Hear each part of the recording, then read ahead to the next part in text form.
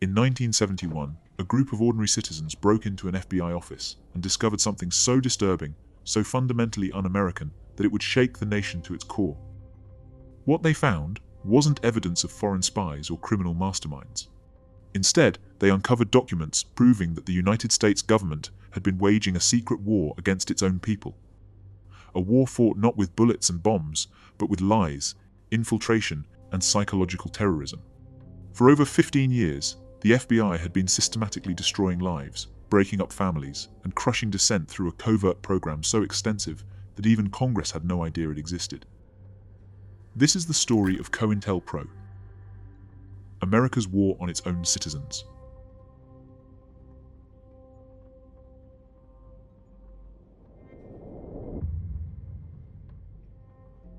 The year was 1956, and FBI Director J. Edgar Hoover was convinced America faced an existential threat. The Communist Party USA had been active on American soil, and Hoover believed that traditional law enforcement methods weren't enough to combat what he saw as ideological subversion.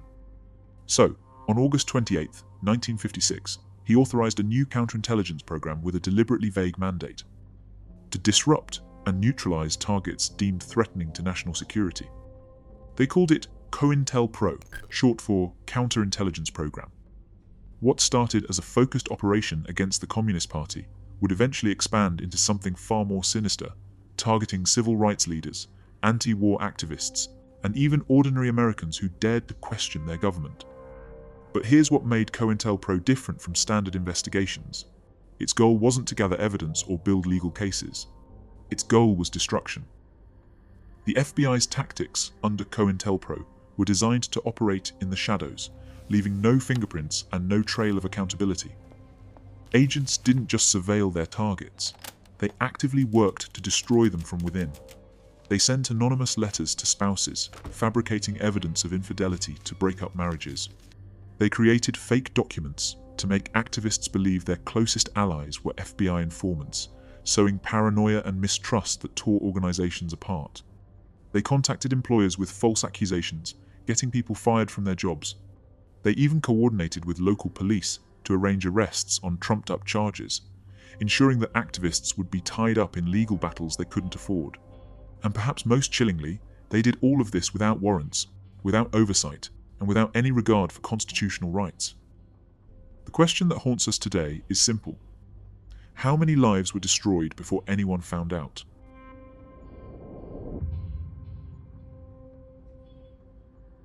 The program's scope expanded dramatically in the 1960s as the civil rights movement gained momentum and opposition to the Vietnam War intensified.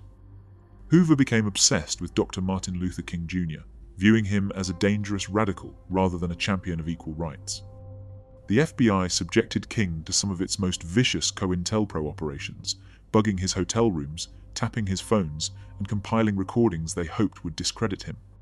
In November 1964, the FBI took their harassment to a new extreme.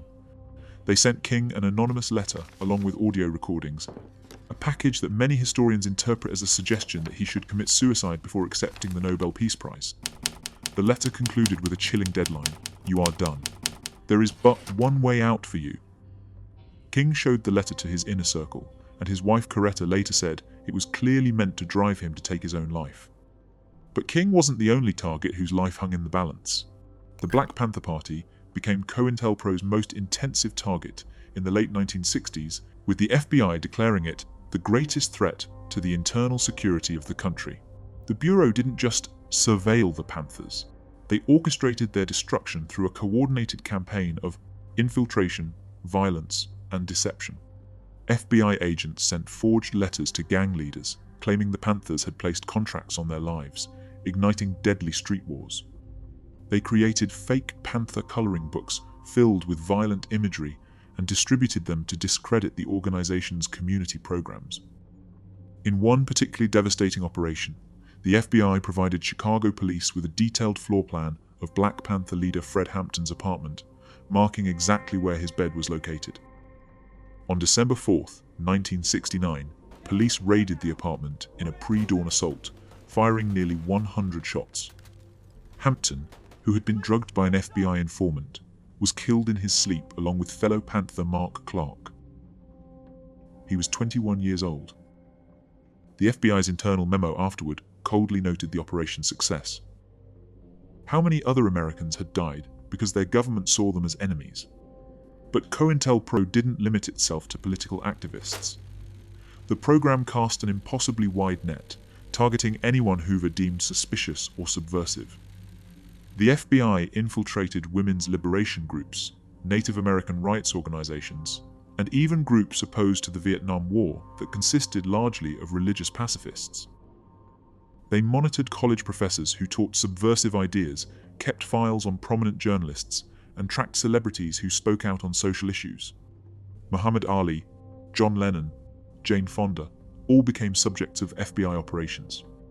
The Bureau created a rabble-rouser index and an agitator index containing thousands of names of Americans whose only crime was exercising their First Amendment rights. Field offices competed to propose increasingly creative and increasingly unethical operations against their targets. And, through it all, nearly everyone remained completely unaware that America's premier law enforcement agency had gone rogue. The secret seemed unbreakable, protected by the FBI's reputation and Hoover's fearsome power. Until one group decided they'd had enough.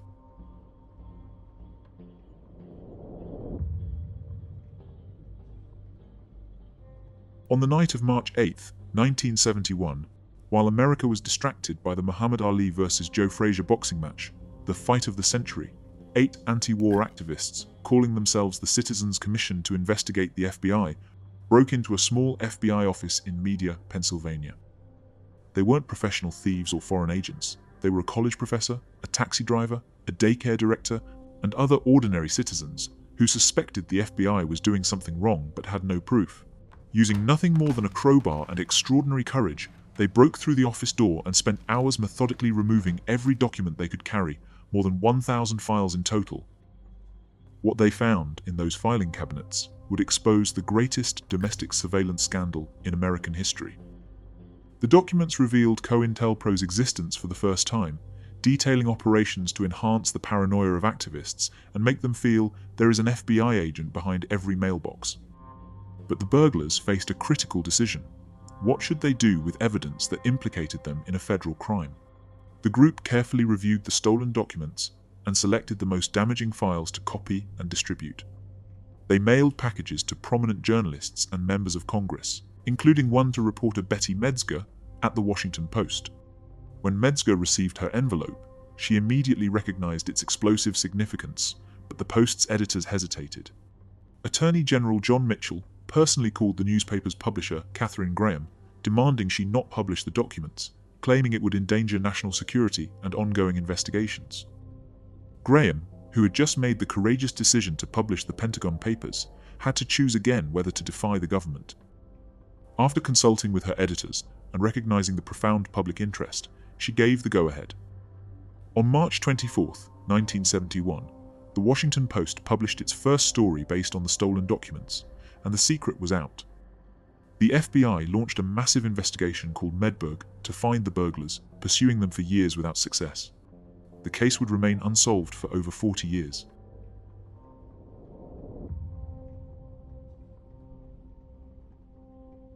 The revelation of COINTELPRO's existence triggered a political earthquake. Initially, the FBI and Justice Department tried to contain the damage, claiming the documents were taken out of context and that all operations were legitimate counterintelligence work. But journalists kept digging, and more documents kept surfacing. NBC reporter Carl Stern filed a Freedom of Information Act request for all files related to COINTELPRO, fighting the FBI's resistance through the courts until 1973, when a judge finally ordered the Bureau to comply. What emerged was even worse than anyone had imagined. A systematic program of constitutional violations that had targeted Americans for their political beliefs, not their actions. The FBI had operated as a political police force, the very thing America's founders had feared and tried to prevent.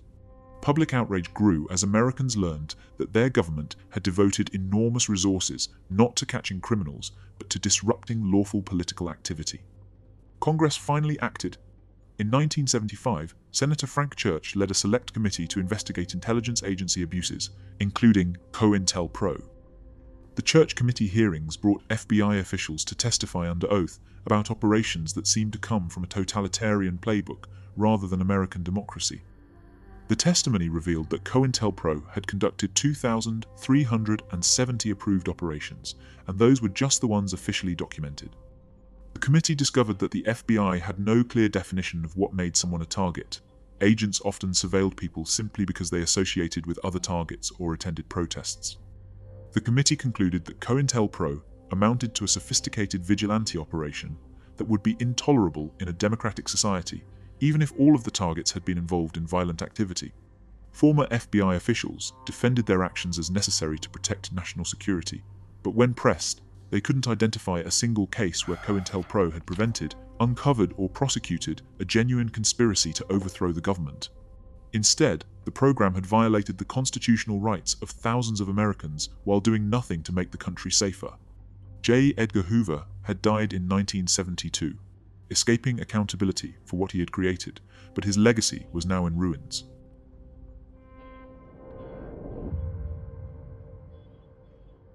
The COINTELPRO scandal officially ended the FBI's domestic counterintelligence programs in 1971, but its revelations fundamentally changed how Americans viewed their government and led to crucial reforms. The Church Committee's findings resulted in new guidelines restricting FBI investigations, the creation of permanent intelligence oversight committees in Congress, and the Foreign Intelligence Surveillance Act of 1978, which required court orders for domestic surveillance. Yet the damage couldn't be fully undone. Families had been destroyed, careers ruined, and lives lost. Fred Hampton's son grew up without a father. Martin Luther King's family carried the trauma of knowing the FBI had tried to drive him to suicide. Countless activists never knew why their organizations collapsed or their marriages fell apart. They never learned they'd been targeted by their own government. And the 8 burglars who exposed it all? They remained anonymous until 2014, when several finally came forward publicly, having lived for decades with the secret that they had committed a federal crime to expose government crimes. By then, the statute of limitations had long expired, and they were finally safe to tell their story. The lessons from COINTELPRO remain urgently relevant today, warning us about the dangers that emerge when security agencies operate without meaningful oversight. 1. Unchecked power inevitably leads to abuse. The FBI under Hoover operated with virtually no oversight, answering to no one, and the result was a systematic assault on civil liberties. When agencies can act in secret without accountability, they will eventually exceed their mandate and target citizens who pose no genuine threat. They'll simply target people they disagree with or find inconvenient. 2. The ends do not justify the means, even in national security. FBI officials consistently defended COINTELPRO by claiming they were protecting America from dangerous radicals, but this reasoning excused violations of the very freedoms they claimed to protect. A democracy cannot survive if its defenders abandon democratic principles in the name of security. When we sacrifice constitutional rights for the illusion of safety, we lose both freedom and security. 3. Dissent is not disloyalty. COINTELPRO targeted Americans who challenged government policies, treating opposition to the Vietnam War or advocacy for civil rights as threats to national security. But, in a healthy democracy, citizens must be free to criticize their government, protest unjust policies, and advocate for change without fear of retaliation. The conflation of dissent with subversion is a hallmark of authoritarianism, not democracy. 4. Transparency and oversight are not obstacles to security, they're essential to it. The reforms that followed COINTELPRO's exposure, including congressional oversight committees and the FISA court system, didn't cripple American intelligence agencies. Instead, they helped restore public trust and forced agencies to focus on legitimate threats rather than political targets.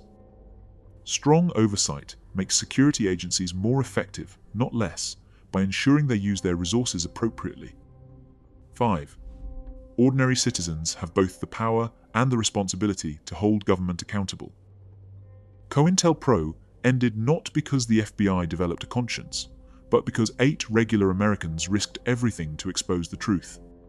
Their courage reminds us that change often comes from ordinary people who refuse to accept injustice, even when confronting powerful institutions. Democracy requires active citizens willing to ask hard questions and demand answers. The COINTELPRO scandal revealed that the greatest threat to American freedom sometimes comes not from foreign enemies, but from unchecked power at home. It showed that the institutions created to protect us can become instruments of oppression when they operate in darkness without accountability. And it proved that sunlight remains the best disinfectant, that exposing wrongdoing, no matter how painful, is essential to preserving democracy. Those 8 burglars in Media, Pennsylvania didn't just steal files from the FBI. They reclaimed something the Bureau had taken from America itself: the right to know what the government does in our name. Their legacy endures in every oversight hearing, every FOIA request, and every citizen who refuses to simply trust that those in power are doing the right thing. Because COINTELPRO taught us that trust without verification isn't faith. It's surrender.